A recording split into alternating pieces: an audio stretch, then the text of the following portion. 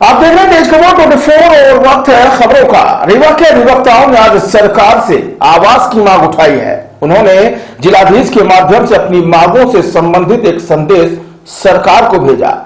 आवास की मांग कर रहे अधिवक्ताओं ने कहा कि जब रोटी, कपड़ा और मकान जीवन के तीन निशान है, संसार के सबसे बड़े मान्यता प्राप्त बुद्धिजीवी तबका न्यायपालिका का आधार स्तंभ अपना सुख चैन त्याग कर पीड़ित मानवता की सेवा में लगा रहता है, तो उसे सुविधाओं का लाभ आखिर क्यों नहीं मिल रहा।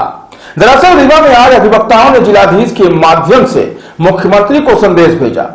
उन्होंने कहा कि जिला न्यायालय परिसर के आसपास उन्हें आवास की सुविधा उपलब्ध कराई जाए। उन्होंने कहा कि हर तबके के लिए शासन के पास योजनाएं हैं, तो फिर अधिवक्ताओं के लिए क्यों नहीं, जबकि वह दिन भर अपना सुख चैन त्याग कर मानवता की सेवा में लगा रहता है। अंतर्राष्ट्रीय अधिवक्ता दिवस संघर्ष समिति के द्वारा आज जिलाधीश के माध्यम से मुख्यमंत्री को संदेश भेजा गया।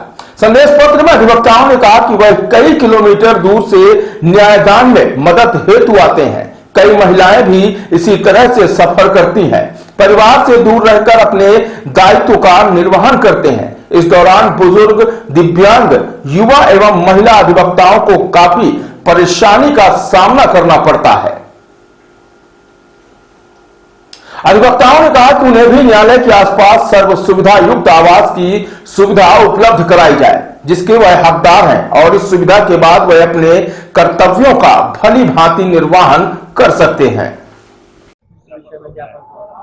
देखिए, संसार के सबसे बड़े बुद्धिजीवी तबका, न्यायपालिका के रक्षक और न्यायदान की अविरल गंगा बहाने वाले हम अधिवक्ताओं हेतु, जिसे कि ऑफिसर्स ऑफ कोर्ट कहा जाता है, आज स्थिति ये है कि आर्थिक रूप से कमज़ोर अधिवक्ता जो दूर दराज से आते हैं विधिक सेवा करने, और वो किराए के मकान में रहते हैं, अपने परिवार, अपने समाज से दूर रहते हैं, ऐसी स्थिति में एक जो भावनात्मक मजबूती रहती है वो नहीं आ पाती है, और अधिवक्ता न्यायदान में तमाम तरह की परेशानियों को झेलते हुए अपना संपूर्ण जब नहीं दे पाते हैं, तो आवास जो है, कहते हैं कि आवास इतना ज़रूरी होता है कि आदमी वहाँ पे रह के अपने परिवार के साथ, अपने समाज के साथ अपनी हर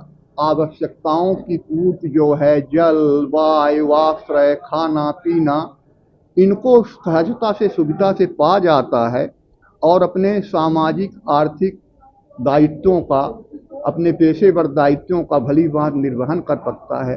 आज स्थिति ये है कि हमारे आर्थिक रूप से कमज़ोर अधिवक्ता कई किलोमीटर दूर से आ रहे हैं आवास के अभाव में।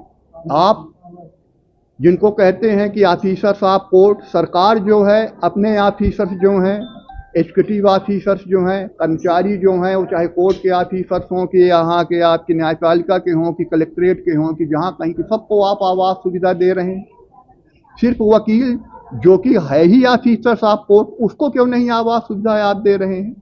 तो हमारी माननीय मुख्यमंत्री जी से कलेक्टर साहब के माध्यम से ये विनम्र अनुरोध है कि हम अधिवक्ताओं को आवास एडवोकेट कॉलोनी का निर्माण न्यायालय परिसर के आसपास ही किया जाए और दिया जाए। इसके अलावा हम लोग लगातार संघर्ष कर रहे हैं। हमारा अंतर्राष्ट्रीय अधिवक्ता दिवस संघर्ष परिषद एडवोकेट डे 3 सितंबर को दिया जाए, international advocate day, Mahatma Gandhi का दिन है वो, और एडवोकेट प्रोटेक्शन एक्ट दिया जाए, पेंशन योजना दिया जाए, हाई कोर्ट की और आपकी उपभोक्ता फोरम की और इसकी रेवेन्यू बोर्ड की खंडपीठ स्थापित किया जाए, और जो कोर्ट परिसर में ही हमको बैंक की, पोस्ट ऑफिस की और क्लिनिक की चिकित्सा सुविधाएं दी जाए। इन सब मांगों को लेकर खासकर आज प्रमुख मांग हमारी यही है कि आवास जो कि सबसे बड़ी ज़रूरत है कि हम निश्चिंत होकर अपना विधिक व्यवसाय कर सकें, करते रहें। और जीवन के हैं 3 निशान, रोटी, कपड़ा और मकान।